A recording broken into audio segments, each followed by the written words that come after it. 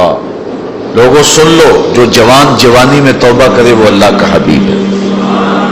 اور ایک روایت میں آتا ہے 1000 بوڑھے کے توبہ کرنے سے اللہ کو ایک جوان کی توبہ زیادہ محبوب ہے۔ اور جب کوئی جوان جوانی میں توبہ کرتا ہے اللہ کا عرش بھی خوشی میں جھوم اٹھتا ہے۔ جوانی کی توبہ اللہ کو بہت زیادہ پسند ہے۔ وہ جوان جس کی جوانی اللہ کی عبادت میں گزری۔ جوانی مستی کا نام نہیں ہے، جوانی آوارگی کا نام نہیں ہے، خواہشات کی تکمیل کا نام جوانی نہیں ہے، موڑوں اور چوکوں پہ کھڑا ہونے کا نام جوانی نہیں ہے، مصلی پہ بیٹھ کے رب کے حضور آنسو بہانے کا نام جوانی۔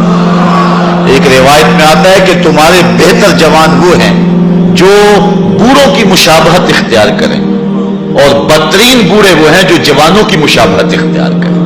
تو بہترین جوان یہ ہے کہ جو جوانی میں بڑھاپے جیسا ہو، بوڑھوں جیسے انداز اور اطوار اور عادتیں اپنائے، اچھے اخلاق اور اچھا انداز اور مصلی کو لازم پکڑے۔ وشاب نشأ فی عبادت اللہ، وہ جوان جس کی جوانی اللہ کی عبادت میں گزرے۔ شب و روز، میں نے کل بھی کہا تھا کہ بڑھاپے کے اندر نیک اعمال کرنا بہت بڑی بات ہے، بہت بڑی سعادت ہے کہ بڑھاپے کے اندر نیک اعمال کیے جائیں، لیکن عبادت کا جو لطف جوانی میں ہے وہ بڑھاپے میں نہیں ہے۔ اللہ اکبر۔ اللہ تعالیٰ جل شانہ جوان کی توبہ کو پسند کرتا ہے، وہ جوان جو اللہ کی عبادت میں، وشاب نشأ فی عبادت اللہ، وہ جوان جس کی جوانی اللہ کی عبادت میں گزری۔ اب عبادت کا مفہوم بہت وسیع ہے۔ ویسے بہترین عبادت نماز ہے، بہترین عبادت الصلاۃ، نماز ہے، اور حضور نے اس کو اپنی آنکھوں کی ٹھنڈک قرار دیا۔ لیکن صرف عبادت کا مفہوم نماز تک ہی نہیں ہے، عبادت کا مفہوم بہت وسعت والا ہے۔ ساری زندگی اللہ کی رضا میں گزار دینا، اللہ کی مرضی کے مطابق زندگی گزار دینا، یہ عبادت ہے۔ اللہ اکبر۔ بعض نے کہا کہ بس اس کی رضا میں اپنے آپ کو گم کر دینا عبادت ہے۔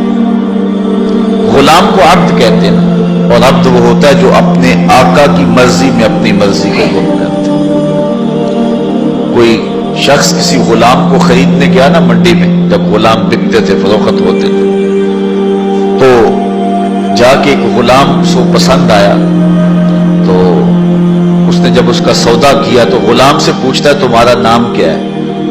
تو غلام کہتا ہے میرا نام کوئی نہیں ہے، جو رکھیں گے وہی میرا نام ہوگا۔ جب غلام ہے تو پھر اس کی اپنی مرضی ختم ہوگی۔ تو ہم اللہ کے غلام ہیں، اللہ کے بندے ہیں، تو بندگی کا حق یہ ہے، اللہ اکبر، کہ ہم سر سے لے کر پاؤں تک اس کے ہو جائیں۔ تیرے ہندیاں سندیاں محبوبہ، میں کافر ہوا جے میں ہوا۔ اپنی ذات کو تو فنا کرنا ہے، اپنی ذات کو تو قربان کرنا ہے۔ وہ جوان جس کی جوانی کے حسین ایام، جس کی جوانی کے خوبصورت لمحے، جبکہ باکپن تھا، جبکہ خواہشات کا ہجوم تھا، جبکہ تمنائیں اپنے عروج پہ تھی، لیکن اس نے سب کچھ اپنے رب کے لیے قربان کر دیا۔ سحری کے وقت اٹھ کے مصلی بچھایا اور آنسو بہائے، اور اللہ کے حضور عبادت کرتے ہوئے اپنی رات کو بسر کیا۔ ایک روایت میں آتا ہے جو دن کا روزہ اور رات کی عبادت نہیں کرتا اس کو ایمان کی حلاوت ہی نصیب نہیں ہوتی۔ ایمان کی ایک حلاوت ہے، ایمان کی ایک مٹھاس ہے، ایمان کا ایک مزہ ہے، ایک سرور ہے۔ وہ کس کو نصیب ہوگا؟ جو دن روزے سے گزارے گا اور رات مصلی پہ گزارے گا، اپنی آنکھوں پر حیا کے پہرے بٹھائے گا، اپنی سوچوں کی پاکیزگی کا سامان کرے گا۔ ورنہ جوانی آئی اور گزر گئی، اور اپنا قیمتی وقت ہم نے برباد کر دیا۔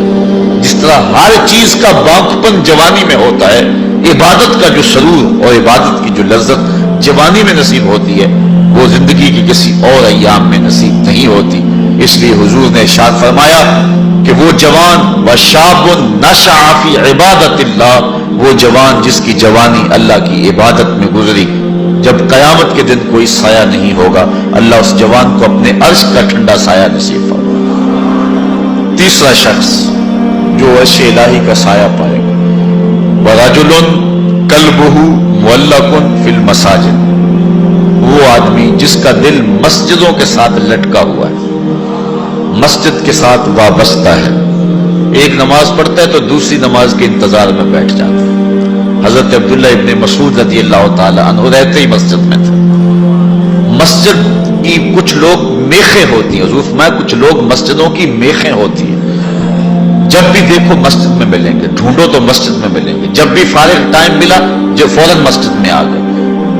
فرمایا اگر وہ بیمار پڑ جائیں اور مسجد کی حاضری سے قاصر ہو جائیں تو اللہ کے کچھ فرشتے ہیں جو ان کا حال پوچھنے کے لیے ان کے گھروں میں جاتے ہیں، ان کی تیمارداری کے لیے جاتے ہیں۔